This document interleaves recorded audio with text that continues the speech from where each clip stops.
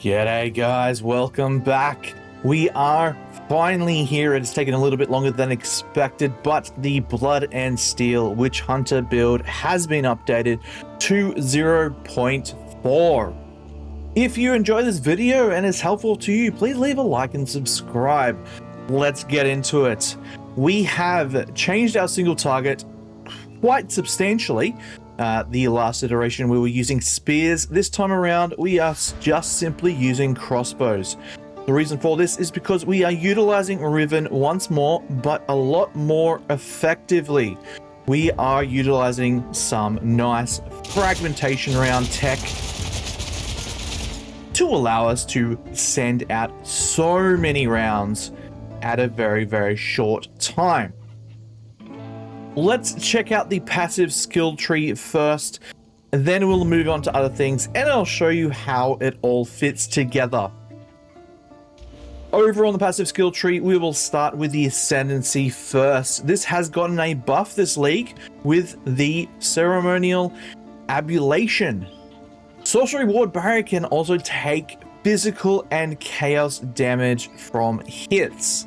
That means we are reducing elemental, physical, and chaos damage from hits to make us a lot more tanky. This obviously doesn't affect ground effects, which are the bane of our existence at the moment. A little bit different from the last time we did this, we are not using Zealous Inquisition anymore. Now, this is a personal choice. Feel free to drop this bad boy here for Zealous Inquisition if you want those extra explosions, but for efficiency's sake, this is the best option.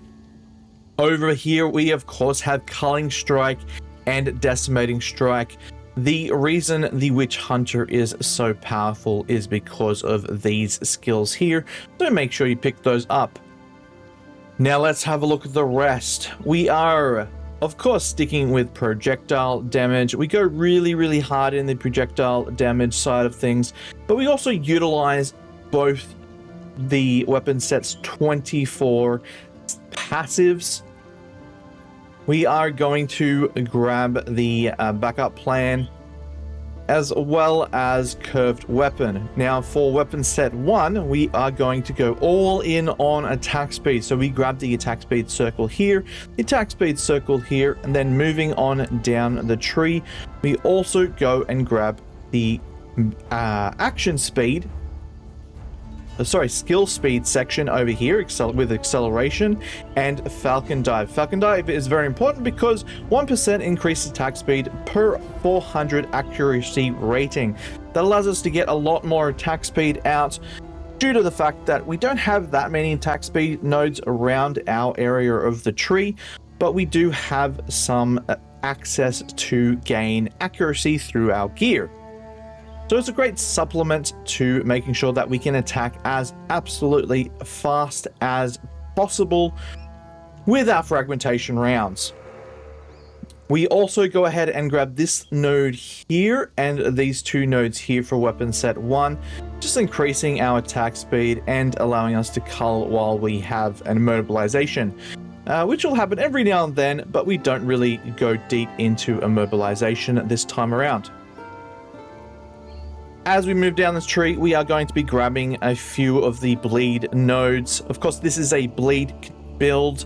We are continuing that, but we are getting the source of our bleed from skills rather than other things. But we do want the extra damage against bleeding enemies because the enemies will be bleeding all the time. Down here, we continue with leather-bound gauntlets.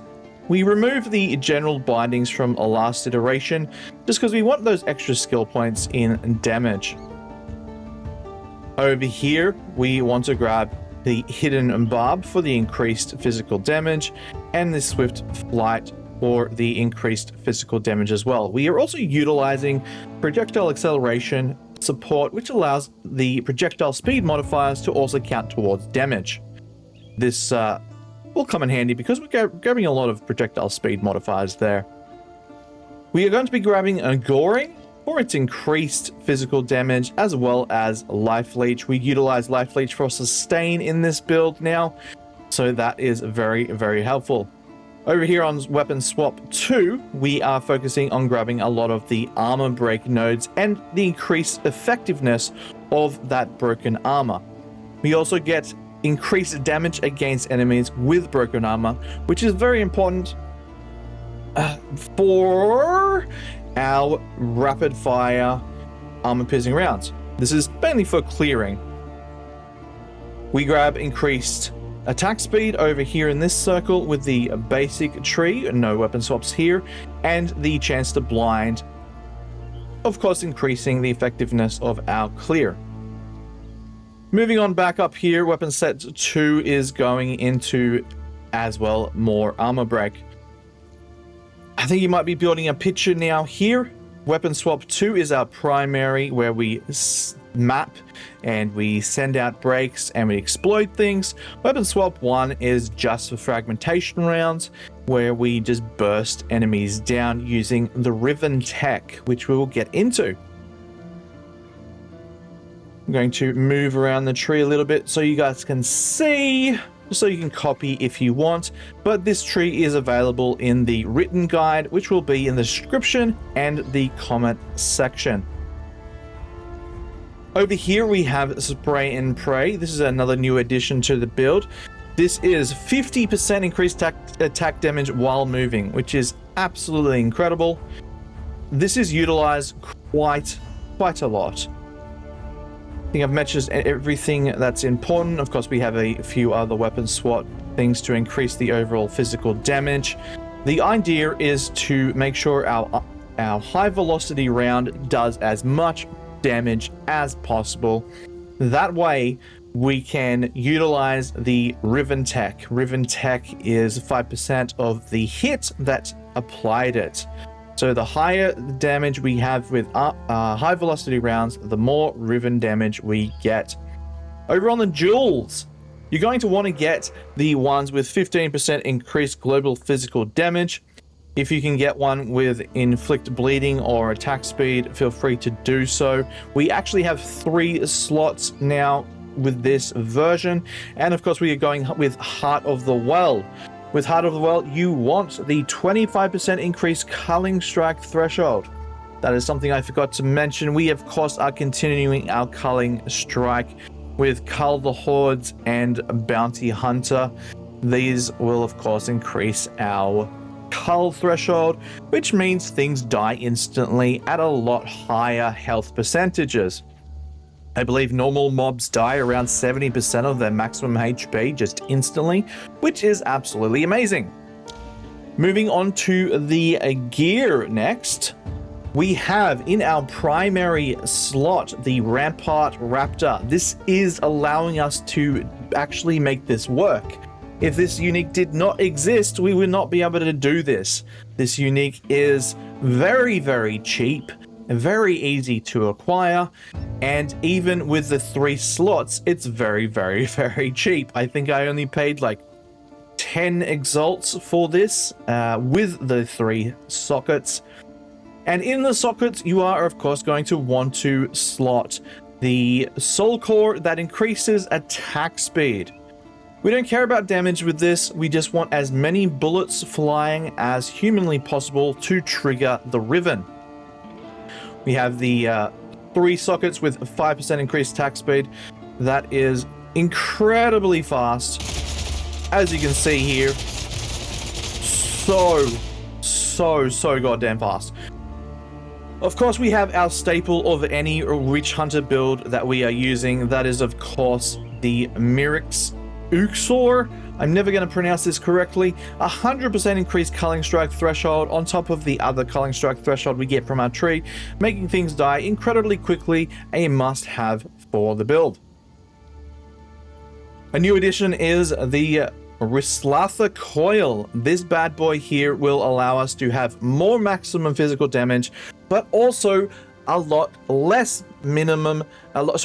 higher minimum physical attack damage. That means it's kind of a dice roll. This is a double-edged sword. If you want to swap this out for something else, feel free to do so, but trying to get the larger hits will be a lot more difficult if you don't spec into critical.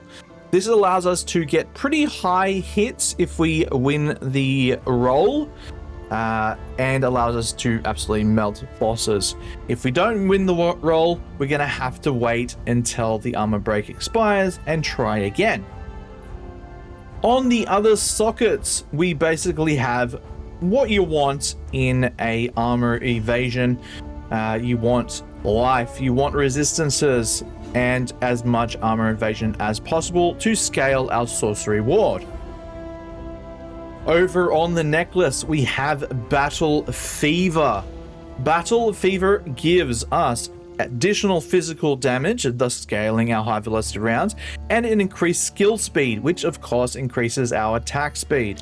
Good stuff right there. Over on the gloves, again, it is very important this time around, as well as every other time, that we grab the armor only for the gloves. That is because we utilize leather-bound gauntlets, which is +1 evasion rating per 1 armor on equipped gloves. Of course, that's just good stuff. Essentially, just adding free evasion depending on the armor roll on our gloves. For everything else, just grab what you need. I usually just use utilization charms, so something to prevent me from being stunned once, immunity to freezing a few times, and of course removal of bleed. All good stuff to go with.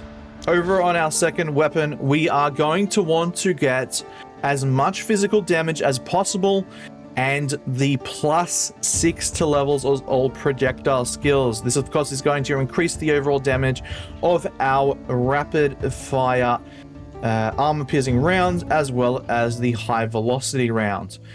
Now, if you can get one with a life leech, this is very, very good to assist with sustain, and we'll get some perks from our life leech passives. If you can't, don't worry too much about it, because we do utilize the life leech skill gem in our rapid fire rounds this time around. Moving on to our skills, we have, let's just hide these, armor piercing rounds. This bad boy is going to be linked with chain 3. Chain has changed this time around with a bit of a nerf, but nothing that really changes too much. We still want to have chain in our build, obviously, to spread those rounds around. So chain 3 is the go-to this time around. We want brutality 3, 30% more increased damage and 20% chance to ignore enemy physical damage reduction, which is nice. It happens quite often because we are shooting so many rounds. Heft, of course, to increase the maximum physical hit damage, which is beautiful. We have bleed 3 this time around. That is because we don't utilize bleed chance in the tree, and it is entirely optional if you want bleed chance on your jewels. So we want to make sure that bleeding is applied. Thus we get bleed 3. Now, another new addition is a life leech 3. 16% of physical attack damage from supporter skills is leached as life. Life leached by supporter skills is not removed at full life, which is very, very nice. This is basically our clear ability. We go in and we spam it. Everything dies. Fun times are had. We also, of course, use this to break bossing armor incredibly quickly. The high rate of fire allows us to break things incredibly fast, and then allow us to follow up with high velocity rounds. High velocity round is really only utilized when we are shooting rares or unique mobs. We don't use it too much in general mapping. It is our utility to apply Riven. Now let's go quickly over the Riven tech. Riven armor is a debuff inflicted by hits, which stores 5% of the pre-mitigated physical hit damage of the hit that inflicts it as its magnitude. The inflictor's subsequent attack hits against the target will gain additional unscalable added physical damage equal to that magnitude. Enemies with Riven armor cannot get their armor broken further. What that means is once we've broken an enemy's armor with armor-piercing rounds, rather, we will then apply the Riven armor with a very, very big hit, hopefully, depending on the coil uniques roll, which will apply Riven and store that 5% of that hit as potential damage per round hit. Now, fragmentation rounds shoots 10 rounds per shot. That means if we can fire this incredibly quickly, that could end up being an exceptionally large amount of damage per bullet fired. That is the tech we're using. I'll show you how we use it very, very quickly. Soon, rather. Over to the support skills. We have Brutality, Heft, Close Combat, Projectile Acceleration, and Deliberation. These are all essentially ways to increase our overall damage with the shot. So make sure you are in close range when you fire the shot on an enemy, and also make sure a few other things are met. Firstly, we are going to make sure... Actually, no, let's cover this in a separate section. Let's get through the skills first, and then I'll go over some additional Riven details and how to maximize our damage. Over on fragmentation rounds. Fragmentation rounds is only set to weapon set 1, and the other ones are only set to weapon set 2. So this is weapon set 2, this is weapon set 2. We have it linked with rapid attacks 3 because damage doesn't matter. We just want as many rounds going down range as possible. Streamlined rounds, once again, it increases the attack speed. Impale. Now, Riven, obviously this can't really be scaled, so I chuck Impale on here to get a little bit extra damage. You don't really need to use Impale. You can use something like Blind or Maim or whatever other support utility gem you want to use, but in this instance we are using Impale. We want Nimble Reload because we want to proc the bonus of the unique. Bolts fired by crossbow attacks have 100% chance not to expend ammunition if you reloaded recently. So essentially you just want to fire before a fight, and then once you're in the fight, you will fire again once, reload really quickly, and then you have infinite shots for 4 seconds. That is how that recently works. 4 seconds of infinite firing. Over here we have Ridge Walls of Furiosity. This is the reason we have it on the weapon set 1. Supported skills have 30% increased attack speed if used on weapon set 1. Once again, going for as much attack speed as humanly possible. We have the attack time at the moment gone down to 0.1 seconds. That is insane. And it fires absolutely incredibly fast. Over on our Herald of Blood tech, we have a slightly different setup this time around, allowing for a lot more explosions and a lot more clear. We have linked Herald of Blood to Bursting Plague.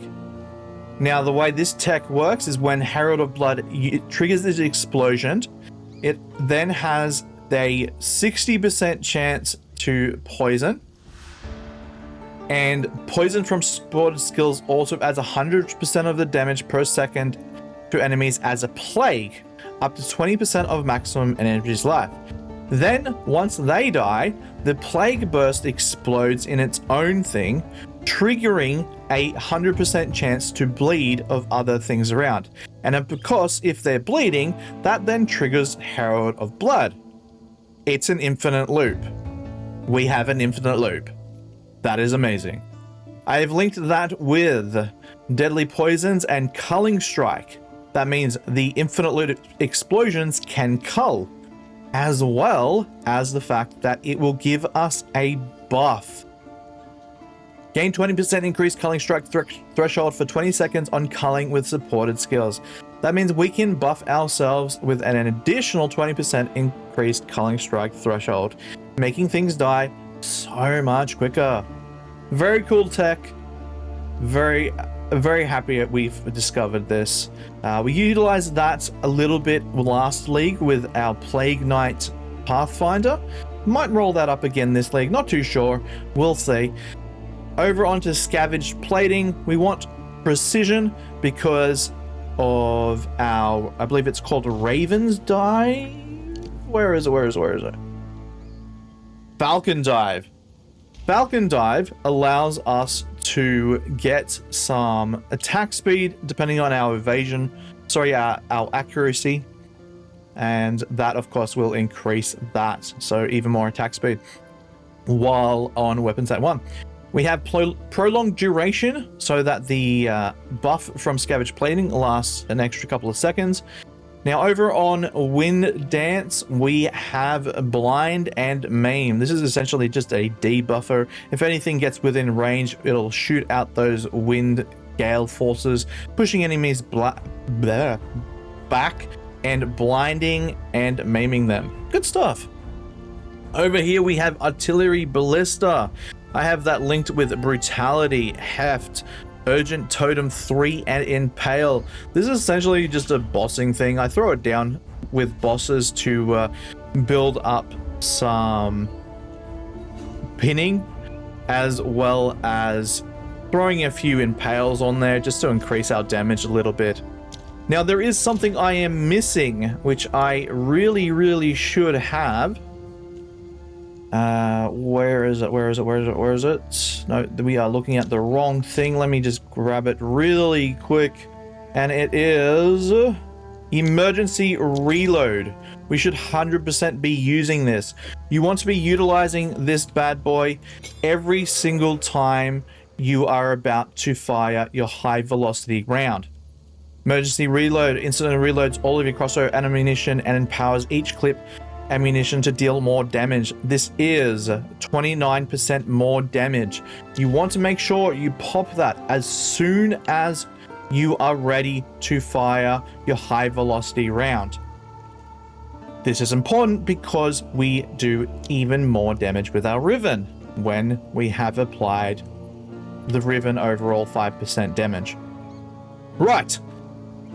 Next is the section of how to utilize your damage output a lot easier.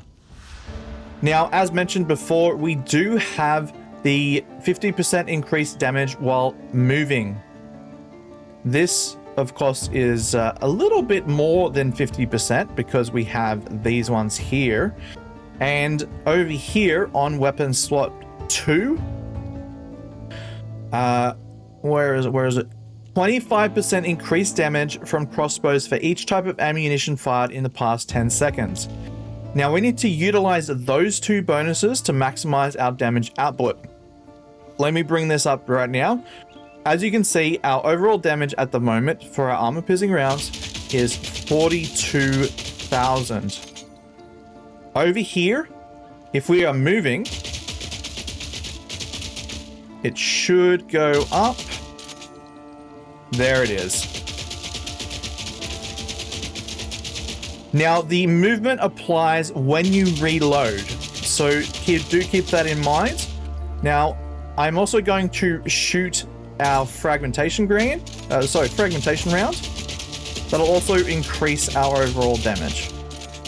Oh, I think it's already applied the movement damage. Never mind. While you are fighting, you want to keep moving, obviously, but also every now and then throw in a fragmentation round. That's why I have it on my right click, just because it's easier. That'll allow the damage increase to go up to even more. So essentially, throw in an extra round, keep moving, and that's how we increase our damage overall output. Because it goes off how many different kinds of bullets we've fired. Now, of course, you're going to get that bonus when you're using high velocity rounds as well. So just make sure that you are... Make sure that you are ready and moving when you use the high velocity rounds.